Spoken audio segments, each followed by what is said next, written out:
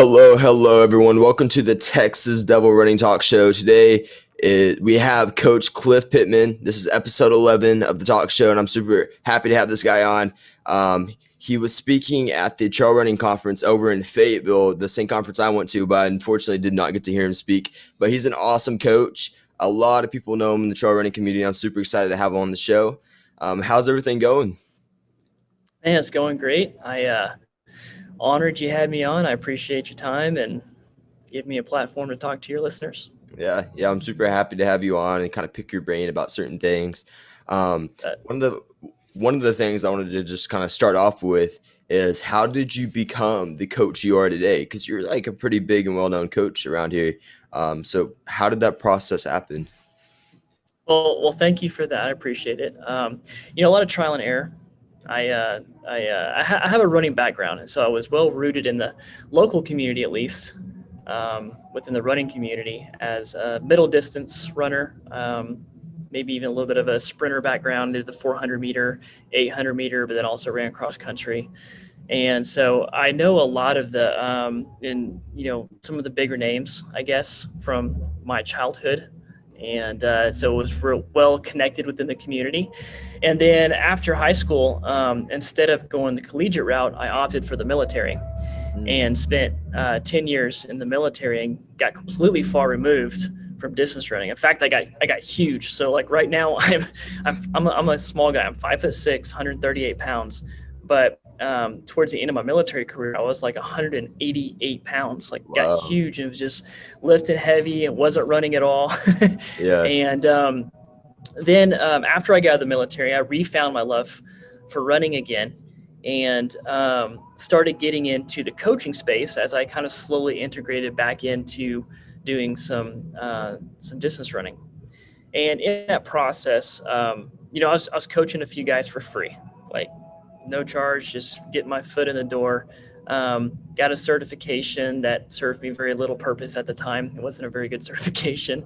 And I just started just learning. And unfortunately, those few guys, didn't get like some of the best results because I wasn't providing a very good service, but I Yeah. learned a lot from my failures and decided to, I met my wife back in 2016, and she's a USA Triathlon coach and a personal trainer, sports nutrition coach, and she taught me so much, and I learned a lot from her.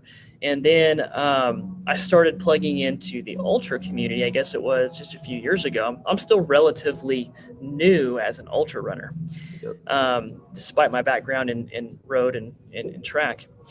And I just started plugging into some of the well-known names. I would say that I'm a huge follower of the Jason Koop, and well-known ultra running coach, and read his book Training Essentials for Ultra Running 7 or 8 times now. It just became really familiar with his coaching methodologies, and I don't have any formal education within exercise science or physiology. I studied all of my wife's old textbook from college, read Okay. all of her textbooks, and just became a very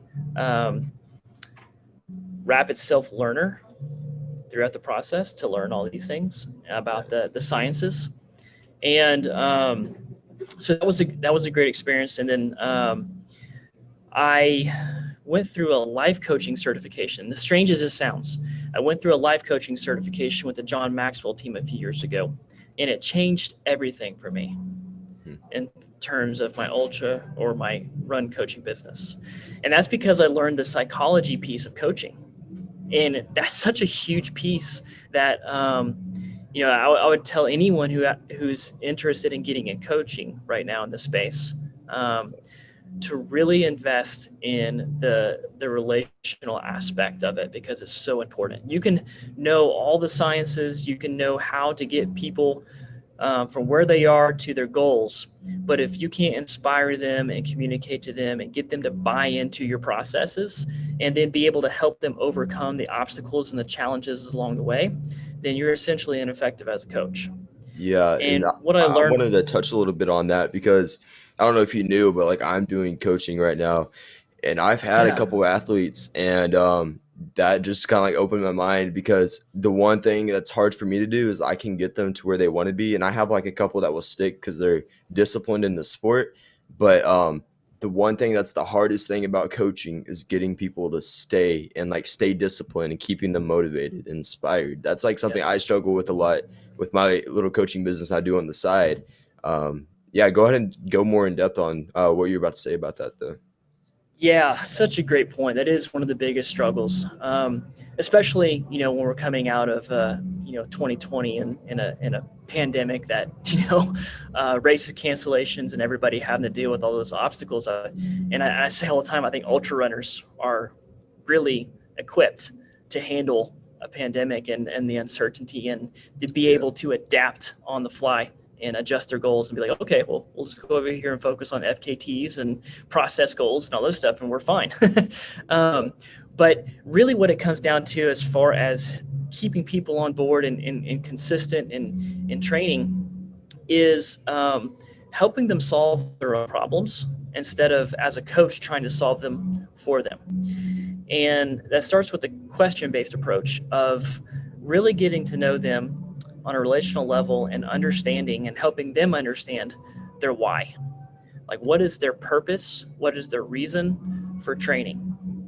And when we get distracted, or whenever we frankly just have more important priorities on our plate, families and careers or school, then understandably running can take a back seat. But if we can stay in tune with our purpose, why do we run? What do we get from running, and how do we give to the running community? And we can engage with that on an emotional level, Yeah. then we significantly increase our consistency and our purpose for every workout. Yeah. So, just personally, since I know you run, what's your why? Just as a personal, as a runner. Yeah, great question. So for me, I run in order to challenge myself and to grow and to find my limits.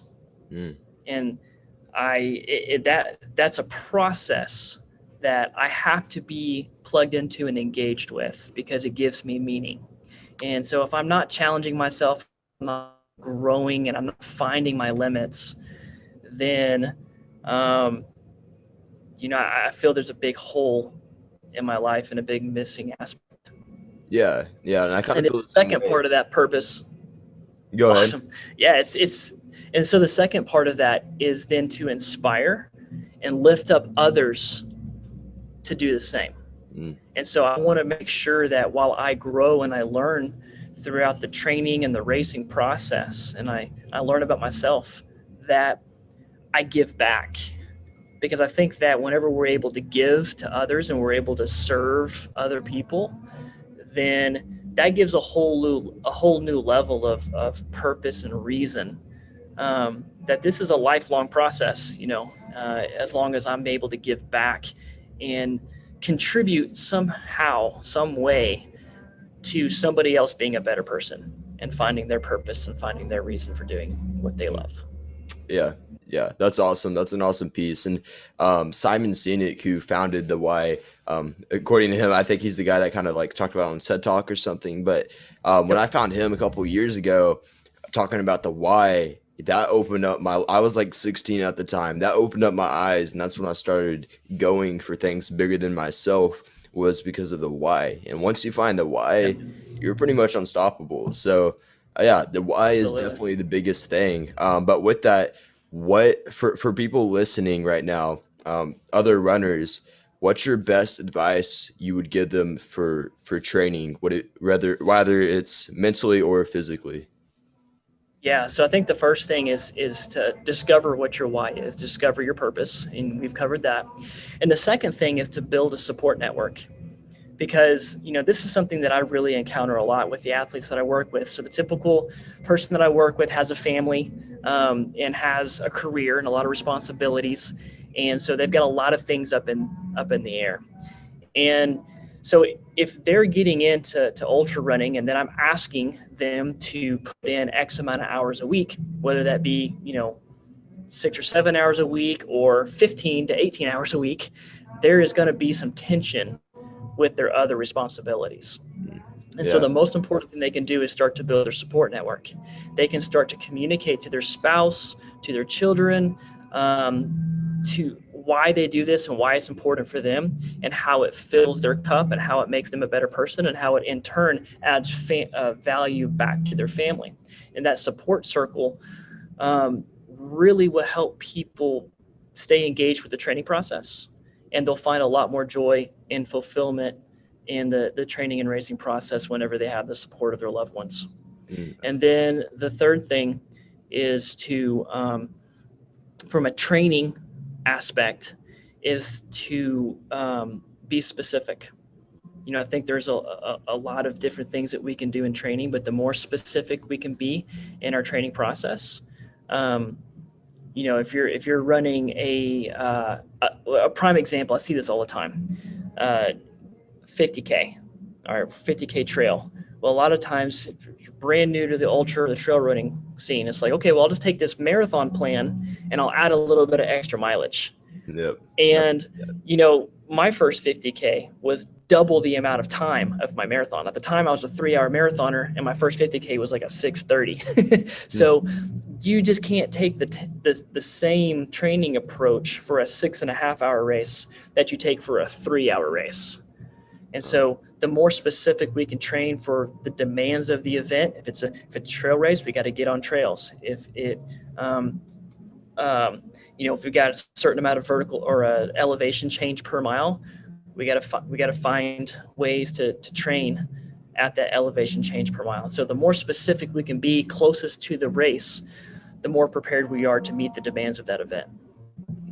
Okay. Yeah, that's very interesting. And I heard you talking about hours. For how my coach does it is it's miles per week, but you brought up like hours per week. Could you go? I've heard that it's more beneficial. Could you like kind of go in depth and explain why you do hours rather than miles per week? Yeah, absolutely. And so I changed over from mileage to hours whenever I got into trail and ultra running. And that's because there's so many variables. And, if I tell an athlete go run 5 hours for a 5-hour run over the weekend, well, if they go run on road, they may accumulate 40, 30, 35 miles. Yeah. And if it's on the trail, it could be, 20 miles. So what I'm looking for is consistency across the week. And if I prescribe time, I'm going to get that consistency no matter what surface they're on. But if I say mileage and I say, if I want a 20 miler, well, then that could be anywhere between 3 hours and 6 hours, depending on the surface and the elevation. And so because of those variables, I found that time is a great equalizer, and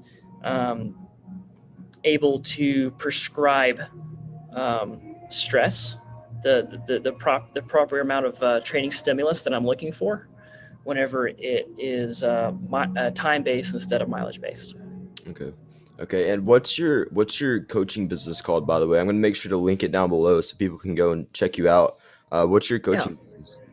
The coaching business is called Fit to Endure Coaching, and the website is f2ecoaching.com.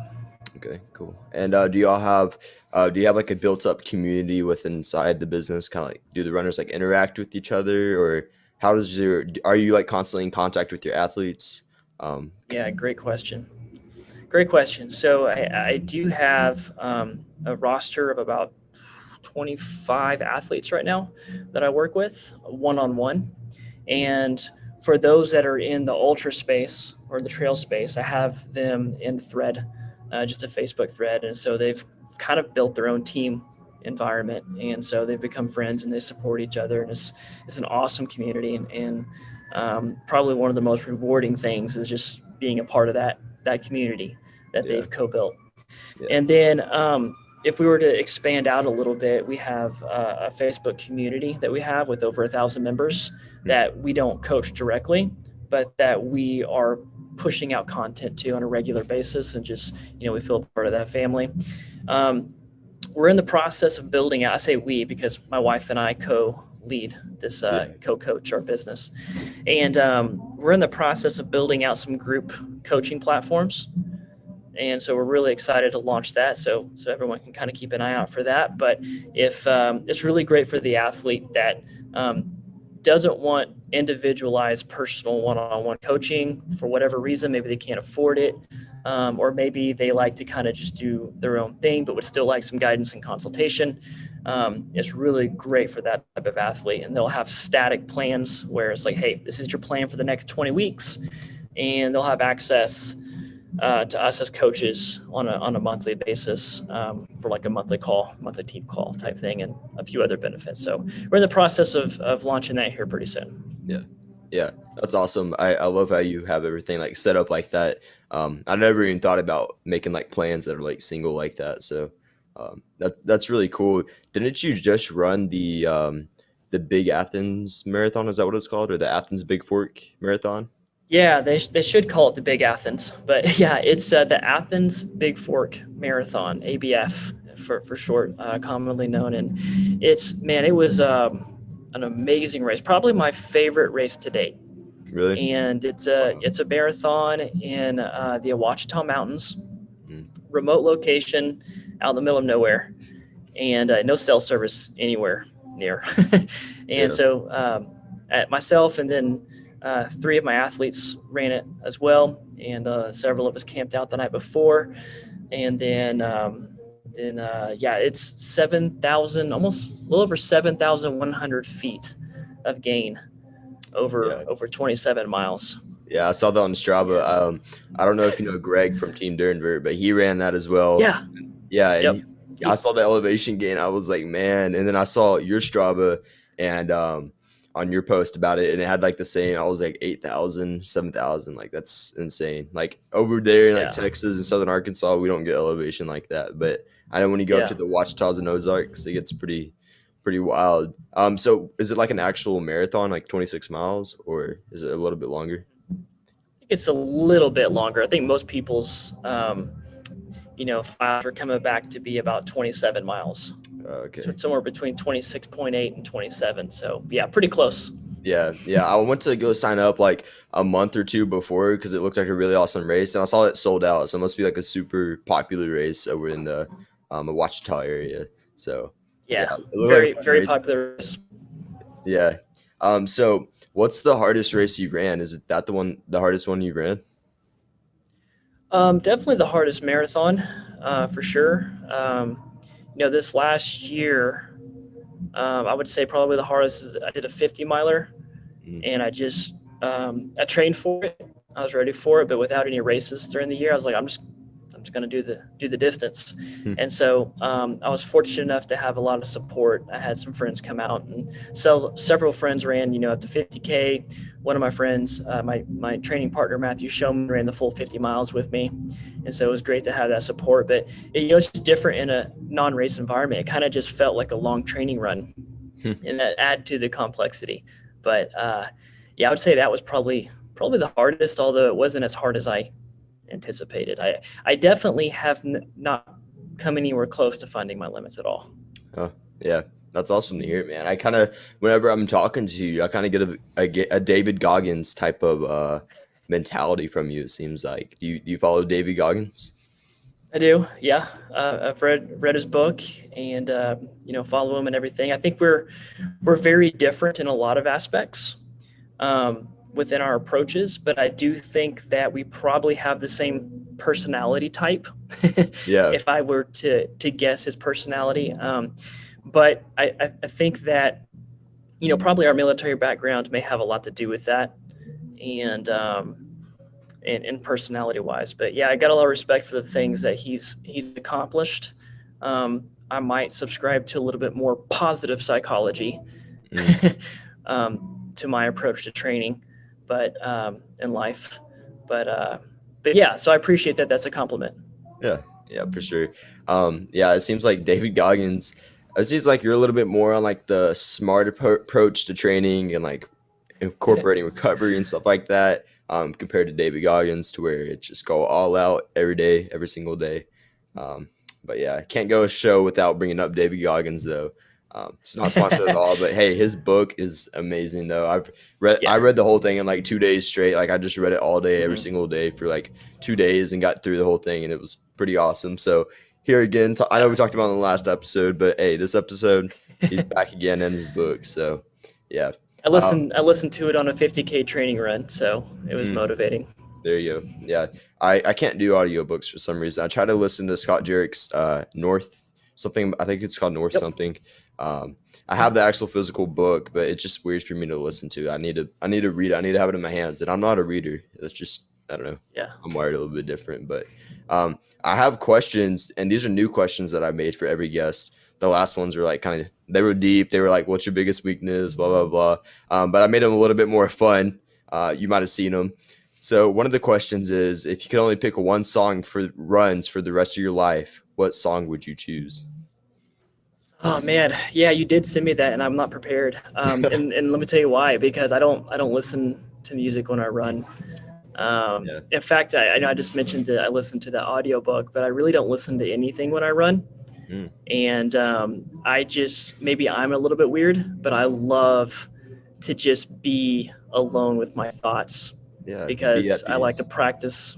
Yeah, and not even be at peace. I like to be at war. Actually, Mm, I like to be able to identify what thoughts I'm having and what emotions those thoughts are leading to. And I'm real big on the cognitive behavior therapy process of like circumstances, and then you have thoughts, and then feelings come from those thoughts, and then you have actions, behaviors that come from those feelings, and then you have results. So it's a process, and so I try to always be present with my mind and to be able to observe my thoughts so that if I ever create an emotion like, hey, I want to quit, that I can quickly direct my mind to different thoughts that serve me better. And so mindset mastery is a big piece of my coaching practice and what I offer my athletes.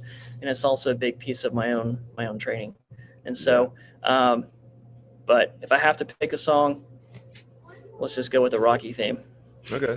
Okay. Yeah, that's what my friend listens to on his run. So, hey, makes Yeah, it's can't motivating, go wrong with especially when you're that. pushing it. So, Absolutely.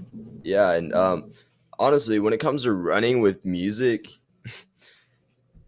sometimes, okay, I'm weird. I like both. I like running with it sometimes, sometimes I don't. Sometimes I've listened to it all day, like I've just heard it and I don't want to listen to it.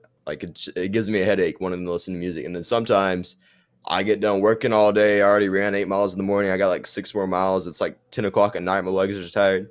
I need some music to Hmm. kind of just give me something to think about, because there's sometimes to where Yeah. I'm running and I feel annoyed with myself. I don't know how to explain it. I feel like I have to keep my mind occupied, and I feel like I just want to turn around and quit because it's so boring that sometimes I do have to like put in music or something like that. But I can Yeah, and definitely there's see. nothing wrong with that.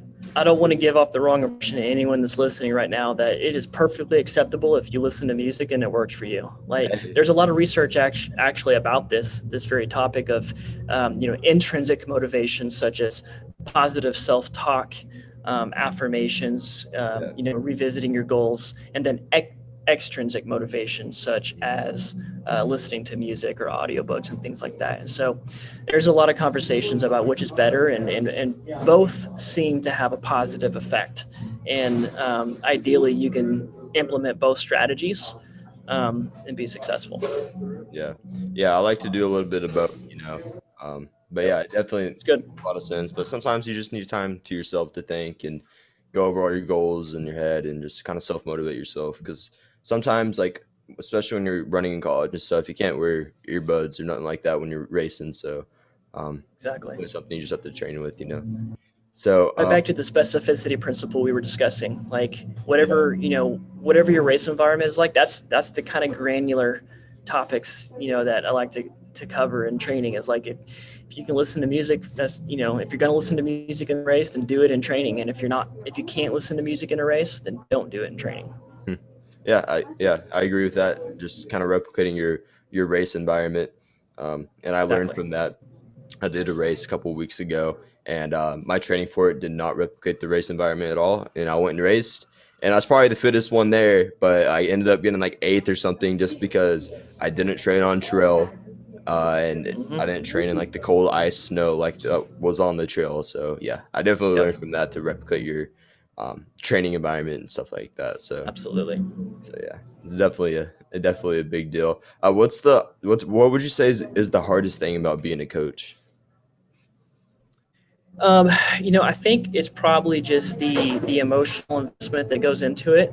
Um, I become very close with my athletes, and so because of that, um, there's a certain level of friendship established, and then so the humanity involved with people just going through everyday lives and struggles, and if we think about 2020 with people that have lost employment, and income, and just the people go through very difficult life challenges such as divorce, losses. Because of the emotional engagement within the coaching process, I get I place myself into that from an empathetic standpoint, Yeah, and that can be very very stressful because I take on their life stresses, and it's something that it's worth every bit of it to do that, but that's probably the hardest aspect. yeah, yeah, for sure. Yeah, I guess I could agree with that in a way, just because I have like my own coaching program as well, and it is, yeah, I could definitely agree with that and see your viewpoint on that. Just a random question that popped in my head earlier. I forgot to ask you about it. What is like the hardest workout that you've either done or you've given like a runner? Yeah, and so I think it probably varies per person because everyone has their own strengths and weaknesses. Yeah. But man, I would say any VO2 max type of workout, like man, 8 by 3 minutes at VO2 max is pretty brutal, sandwiched in the middle of a 90-minute run. Um, you're just redlining for 24 minutes total. So that's probably one of the most brutal workouts Yeah, that for me. sounds. Um, you said 8 by 3 minutes at VO2 max. Yeah. Man, So just that- a 10 out of 10 effort, and that seventh and eighth interval is just just brutal. yeah, I can't even imagine what that'd be like. Yeah, like I said, I'm about to go do like 16 400s, but I feel like 8 by 3 minute VO2 max would be a lot harder than 16 400s. Man, I can't even comprehend that workout. That sounds like that sucks. Um, Especially whenever you add in specificity. So if it's 8 by 3 minute climbing intervals, where mm, you're just going up like maybe a slight like 12 to 15% grade. So where you're able to hit that VO2 max earlier in the interval, yeah. that's even worse. Yeah, especially on a 12 to 15% grade. I will Yeah. say me running up a 12 to 15% grade is like it looks like I'm walking, but I am trying to run and my hammies are sore the next day. So um yeah, especially in Texas where you don't get a lot of that. I found one hill that has this crazy grade, 400 meters long. Did three repeats up Mhm. it and it was only like 400 meters long and I was already tired and done with it. So yeah. Love it. But I love uphill intervals because one, you really tax the aerobic system a lot faster, but secondly, from an injury prevention standpoint, it's a lot less pounding and impact on joints and skeletal system. So there's an added benefit there of a little bit of injury prevention as well. Yeah. Yeah, that's awesome, man. Yeah, I think we pretty much went over like almost all the topics and everything. You got anything else you want to add?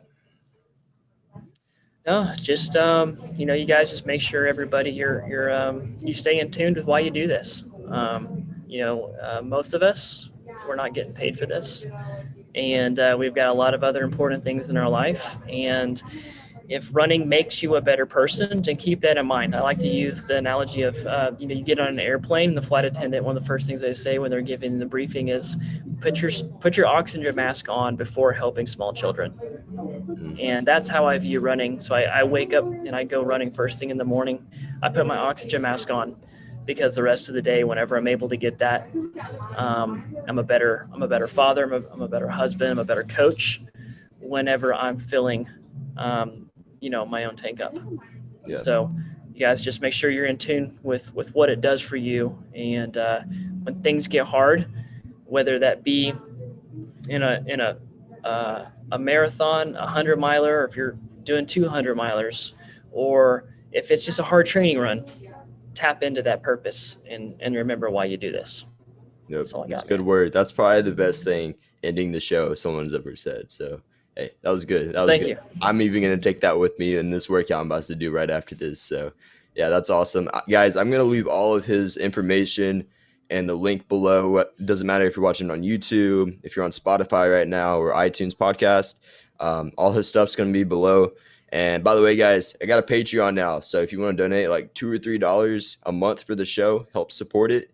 It's all in the link description below. Patreon is Texas Devil Running. It's all there, or you could go to our website and just click on Talk Show, and you can click the link there. And I'm excited to see you guys next Saturday on the show.